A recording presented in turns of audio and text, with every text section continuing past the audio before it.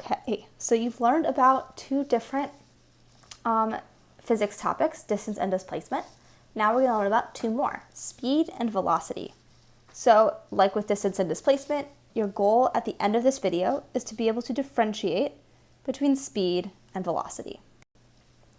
So speed and velocity match up in the same way that distance and displacement do. Speed is a scalar, velocity is a vector. I like to remember that as speed starts with an S and so does scalar, and velocity starts with an S with a V and so does vector. So we've got our S's and our V's.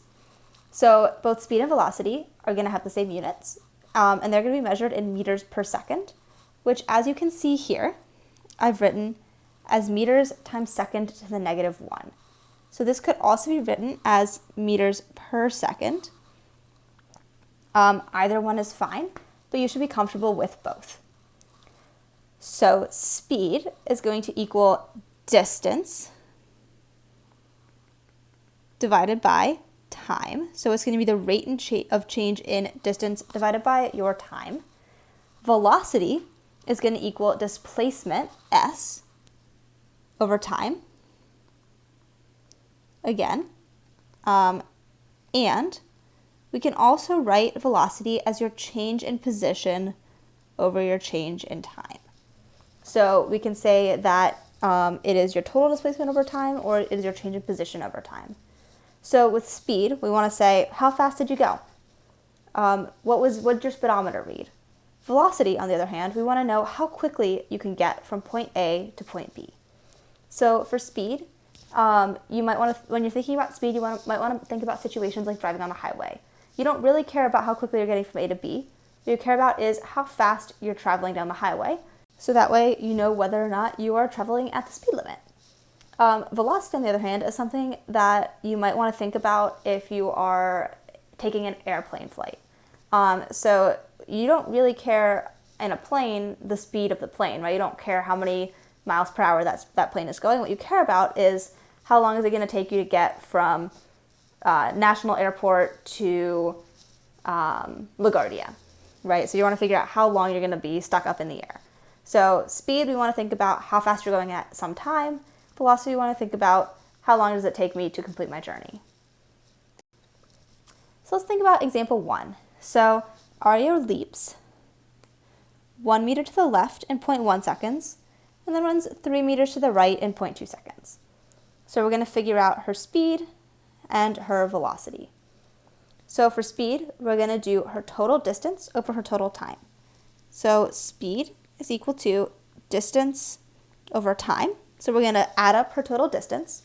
So 1 meter plus 3 meters, and add up the total time that this happened. So 0.1 seconds plus 0.2 seconds, which gives me 4 meters over 0.3 seconds, or 13 meters per second, which again I can write as 13 meters times seconds to the negative 1.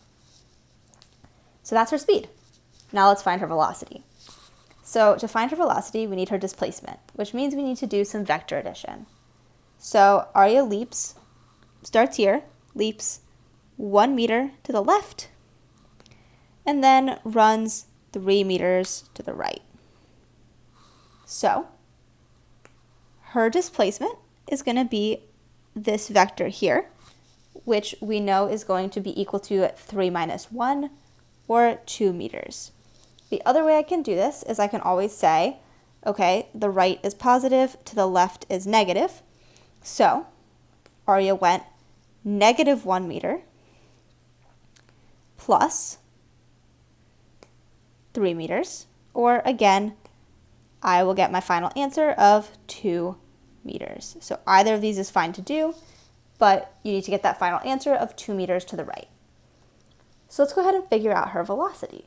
So we know that velocity is equal to displacement, which is often represented with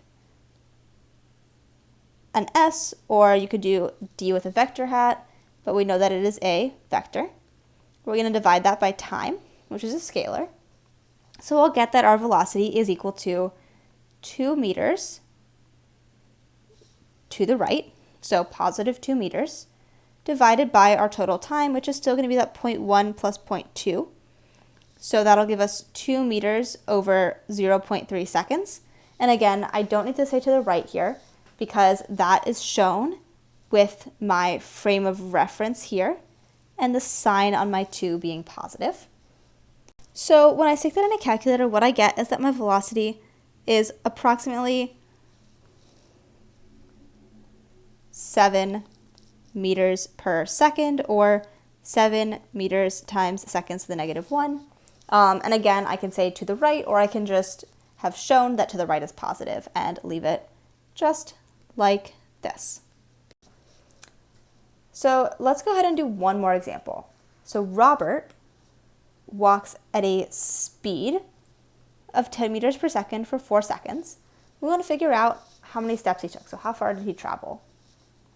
So I know my velocity, or more accurately, let's go ahead and be accurate here. I know my speed. I know my time. And what I'm trying to figure out is how far. So I'm trying to figure out my distance. So let's go ahead and put that into our equation. We know that speed, which I'm going to write as SP, is equal to distance over time. So my speed of 10 meters per second is equal to my mystery distance divided by the time that I was traveling, giving me that distance is equal to 10 meters per second for 4 seconds, over 4 seconds, or 40 meters. And one thing I want you guys to notice, I put in my units here as I was writing this. So I have my meters per second and I have my seconds. And what you'll notice is that my meters, or my units actually, my seconds will cancel. And so my units actually match the units for distance. So Robert walked 40 meters, and I know that because I know that speed is equal to distance over time. So main takeaways. Speed is a scalar, S goes with S. Velocity is a vector, V goes with V. Speed is equal to distance over time, and velocity is equal to displacement over time. And I'm going to go ahead and I'm going to even write in distance and displacement. So there you have it, folks. You now know the difference between speed and velocity, and you know how to solve problems involving both of them. So go ahead, good luck, solve some problems, and have fun. Happy solving.